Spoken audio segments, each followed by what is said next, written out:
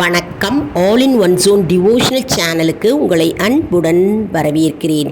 இன்றைக்கி நம்மளுடைய சேனலில் ஸ்ரீராம நவமி பாகம் 2 ஸ்ரீராமர் அவதார கதையை பற்றி நம்ம இன்றைக்கி பார்க்கலாம். அதற்கு முன்னால் நம்மளுடைய சேனல் இதான் ஃபர்ஸ்ட் டைம் பார்க்குறவங்களா இருந்தாலும் சரி, சப்ஸ்கிரைப் பண்ணாமல் பார்க்குறவங்களா இருந்தாலும் சரி, நம்ம சேனலை சப்ஸ்கிரைப் பண்ணிக்கோங்க. கூடவே அந்த பெல் பட்டனை ப்ரெஸ் பண்ணிக்கோங்க. ஆல் என்கின்ற ஆப்ஷனையும் ப்ரெஸ் பண்ணிக்கோங்க. அப்போ தான் நான் போடுற வீடியோஸ் எல்லாம் உங்களுக்கு உடனுக்குடன் நோட்டிஃபிகேஷனில் தெரிய வரும். வாங்க இப்போ நம்ம வீடியோக்குள்ளே போகலாம். இப்போ நம்ம பார்க்குறது பாகம் 2 ஸ்ரீராம நவமி, அதாவது ஸ்ரீராமர் அவதார கதையை பற்றி நம்ம முழு விவரமாக பார்க்கலாம். அதாவது உலகத்தில் உள்ள அனைத்து உயிர்களையும் காப்பாற்றுவதற்காகவும் மற்றும் அவர்களை நல்வழியில் கொண்டு செல்வதற்காகவும் மகாவிஷ்ணு ஸ்ரீராமர் அவதாரம் எடுத்தார். அப்படிப்பட்ட அவதார கதையை நாம் இன்னைக்கு முழு விவரமாக பார்க்க போகிறோம். ஸ்ரீராமர் எப்படி தோன்றினார் என்று அவருடைய அதிசய கதையை பற்றி நம்ம இப்போ பார்க்கலாம். வாங்க. இப்போது தசரத மன்னர் வேண்டுகோளை பற்றி நம்ம பார்க்கலாம். அதாவது அயோத்தி நாட்டு தசரத மன்னர் தனக்கு குழந்தை பாக்கியம் வேண்டும் என்பதற்காக அஸ்வமேத யாகத்திற்காக தசரத மன்னர் என்ன செய்தாராம், அங்க நாட்டுக்கு சென்று அங்கிருக்கும் அரசரிடம் தன்னுடைய மகளையும் மருமகரையும் தன்னுடைய அஸ்வமேத யாகத்திற்கு வரும்படி கேட்டுக்கொண்டாராம். அதன்படி அரசர் மகளையும் தன்னுடைய மருமகனையும் அனுப்பி வைத்தாராம். பின்னர் நதிக்கரையோரத்தில் இருக்கும் யாக பாடசாலையில் அங்கு அஸ்வமேத யாகம் நடந்து கொண்டிருந்ததாம். அந்த யாகம் நடந்து முடிந்தவுடன் அவருடைய மருமகன் அயோத்தி நாட்டு தசரதனிடம் ஏதோ ஒன்று கூறிக்கொண்டாராம். அப்பொழுது தசரத மன்னர் மனம் குழப்பத்துடனும் மகிழ்ச்சியுடனும் இருந்தார் மற்றும் அவருடைய மனநிலை அப்படியே மாறியதாம். அப்படி என்ன ரிஷ்யசிங்கர் தசரத மன்னரிடம் கூறியிருப்பார், அது என்னவா இருக்கும் என்பதை நம்ம இப்போ பார்க்கலாம். அதாவது ரிஷ்யசிங்கர் அயோத்தி மன்னர் தசரதரிடம், உங்களுக்கு 4 பிள்ளைகள் பிறப்பார்கள், அதற்கு நீங்கள் புத்திர காமேஷ்டி யாகம் செய்ய வேண்டும் என்றாராம். அதன்படி மன்னர் எல்லா ஏற்பாடுகளும் செய்தாராம். புத்திர காமேஷ்டி யாகம் செய்திடலாமே என்று தசரத மன்னர் கூறிக்கொண்டாராம்.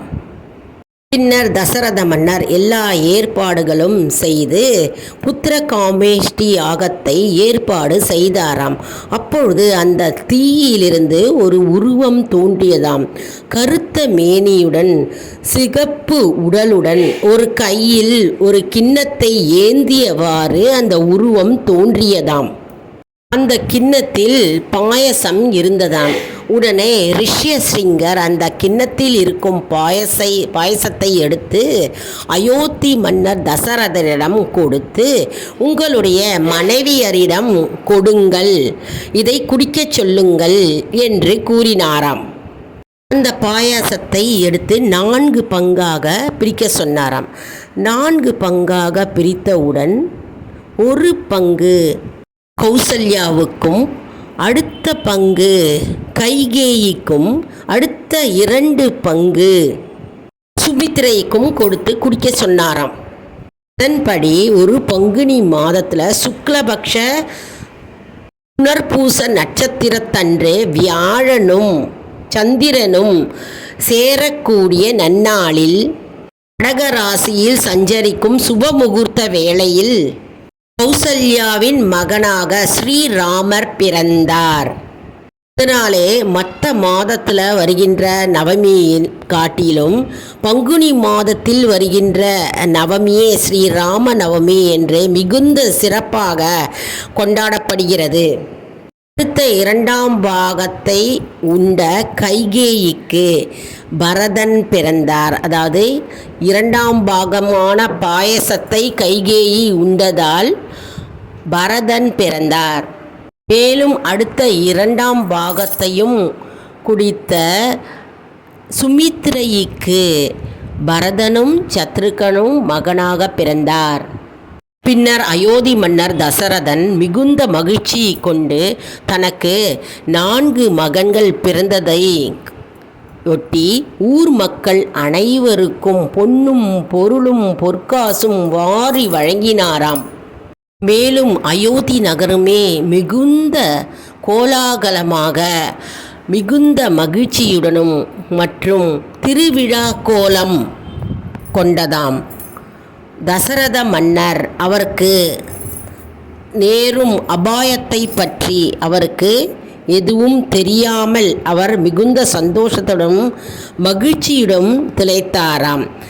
ஸ்ரீராமர் பாயசத்திலிருந்து தோன்றினார், பாயசத்திலிருந்து அவதரித்தார் என்றும் புராணங்கள் கூறுகிறது. இதன் மூலம் நமக்கு இந்த கதை மூலம் நமக்கு ஸ்ரீராமர் எப்படி அவதரித்தார் என்று நாம் தெரிந்து கொண்டோம். மற்றும் தசரத மன்னர் அவருக்கு ஏற்படுகின்ற அதிர்ச்சி சம்பவத்தை பற்றி அவருக்கு தெரியாமல் மகிழ்ச்சி வெள்ளத்தில் மூழ்கியிருந்தார்.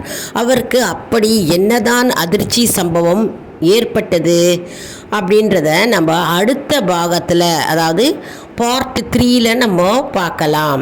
தசரத மன்னருக்கு ஒரு அதிர்ச்சி சம்பவம் ஏற்பட்டதாம்.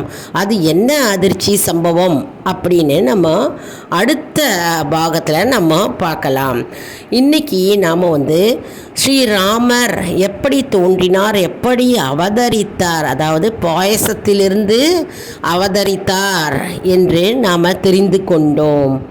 பாயசத்தை 4 பாகங்களால் பிரித்ததனால் அதை தசரதரின் மனைவியர் குடித்ததனால் அவர்களுக்கு குழந்தை பேறு உண்டாகி தசரத மன்னருக்கு 4 மகன்கள் பிறந்தார். அதாவது பாயசத்திலிருந்து அவர்கள் தோன்றினார். ஸ்ரீராமர் பாயசத்திலிருந்து தோன்றிய வரலாறு பற்றி நாம் இன்னைக்கு பார்த்தோம், முழு விவரம் பார்த்தோம். அதனால்தான் பங்குனி மாதத்தில் வருகின்ற நவமி அன்று ஸ்ரீராம நவமி, ராமர் அவதரித்த நன்னாள் என்று நாம் அனைவரும் பூஜித்து கொண்டாடுகின்றோம்.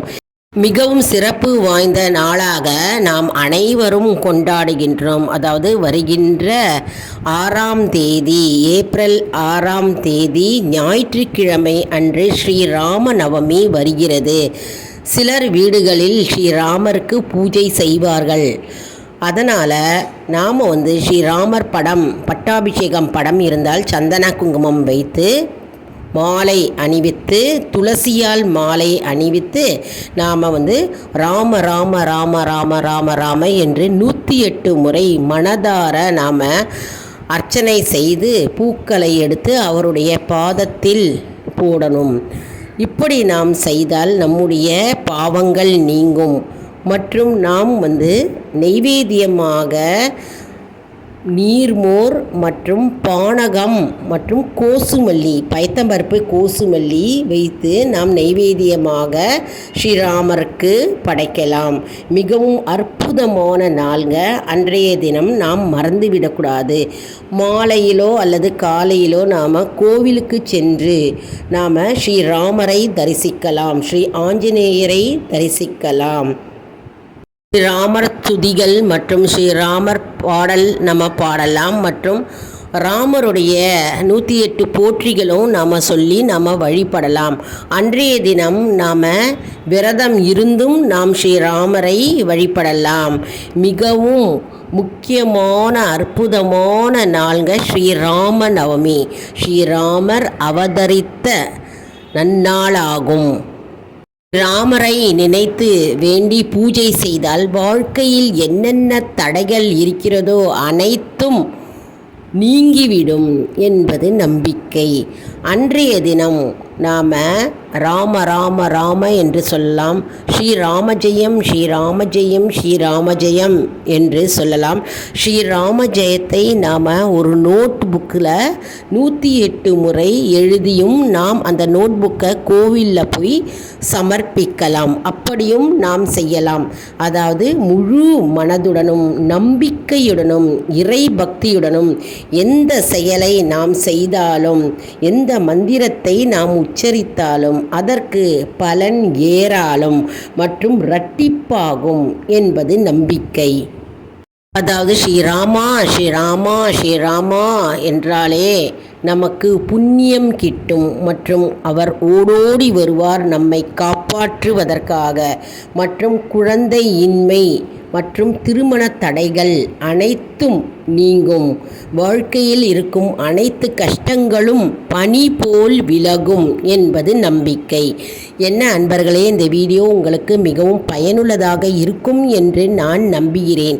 இந்த வீடியோவுக்கு ஒரு லைக் கொடுங்க. இதை மற்றவர்களுக்கும் ஷேர் செய்யுங்கள், அவர்களும் பயனடையட்டும்.